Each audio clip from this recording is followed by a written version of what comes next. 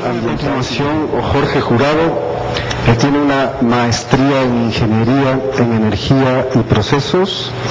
es profesor de Flaxo, es un consultor ambiental independiente. Es bueno que también otra de las personas que no directamente es historiador, sino que trabaja en esta área tan distinta a la de los historiadores profesionales, incida también en el debate organizado en torno al manifiesto y en historia a debate, porque la parte del ambientalismo, como ustedes conocen a través del manifiesto, tiene mucho que ver con la propuesta del manifiesto. Buenas noches y muchas gracias por la invitación, y no debo dejar de reconocer que realmente me sorprendió mucho cuando hace un par de semanas fui convidado a que esté en este foro. Yo mismo no me lo creía, dije voy a ser una especie de bicho raro en medio de una serie de personas que se preocupan mucho sobre lo que ha sucedido, sobre el pasado, y me planteé la posibilidad de generar algún nivel de discusión que creo que es necesario desde el punto de vista mío profesional.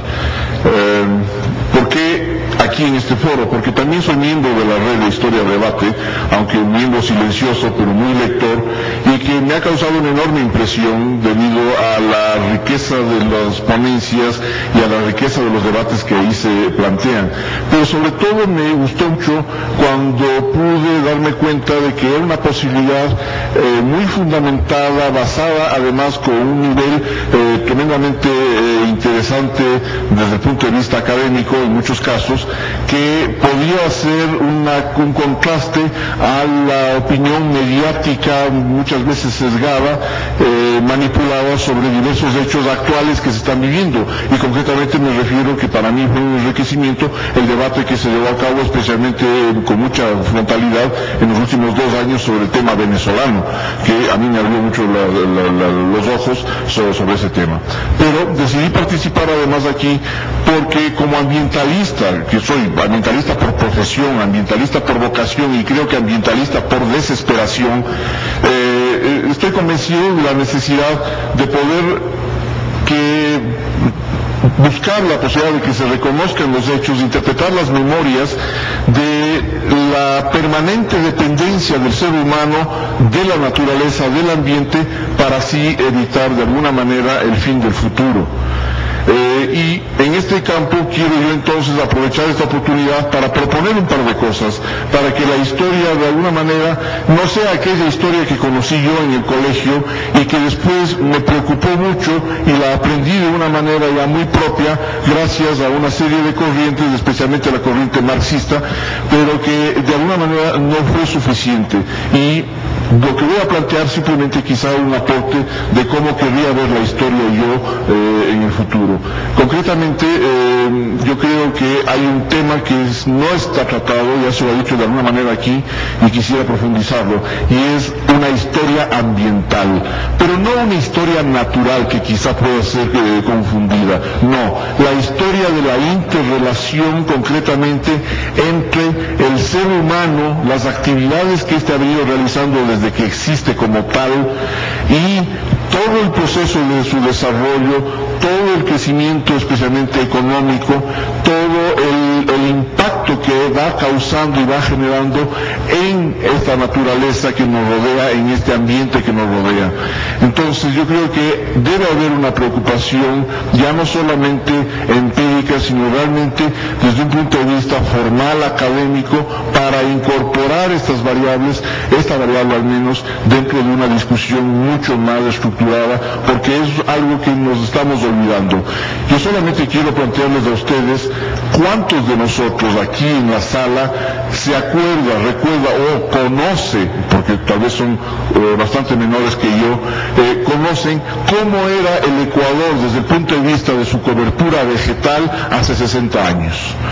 Existen estudios que para suerte ya se han hecho, concretamente en el año 1999 por la Universidad de Oklahoma en Estados Unidos y con apoyo de algunos biólogos eminentes aquí en el país, que demuestran que hace 60 años este país, especialmente la costa,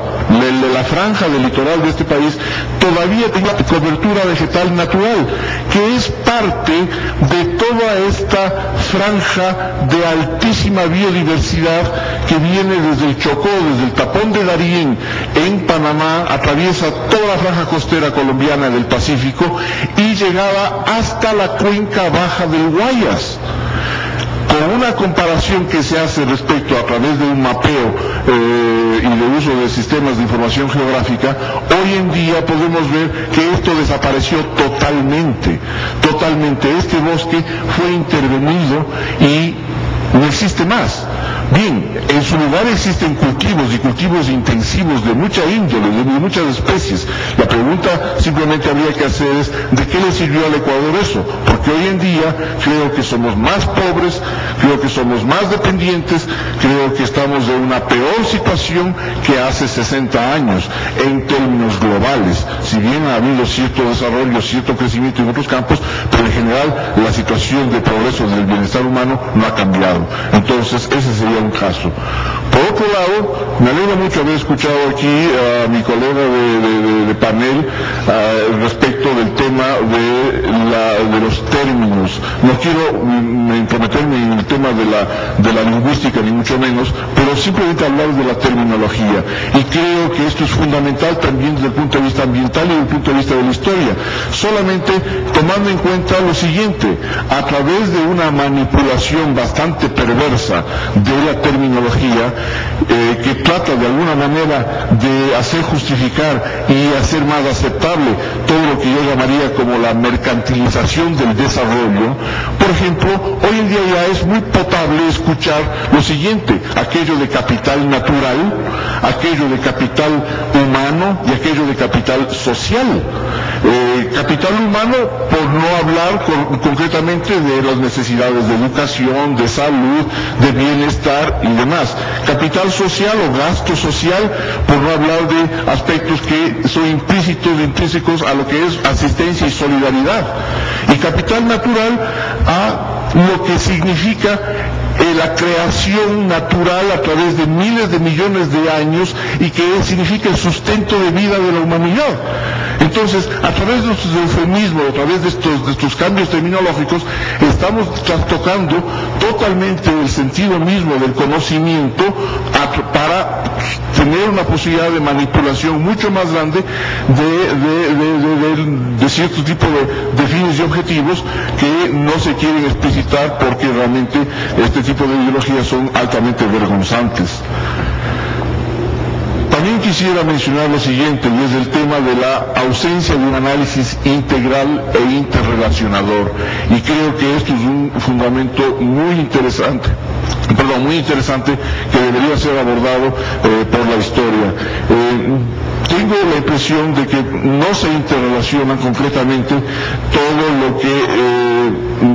que nos da la naturaleza y cómo hemos ido cambiando. Simplemente se enfocan ciertos elementos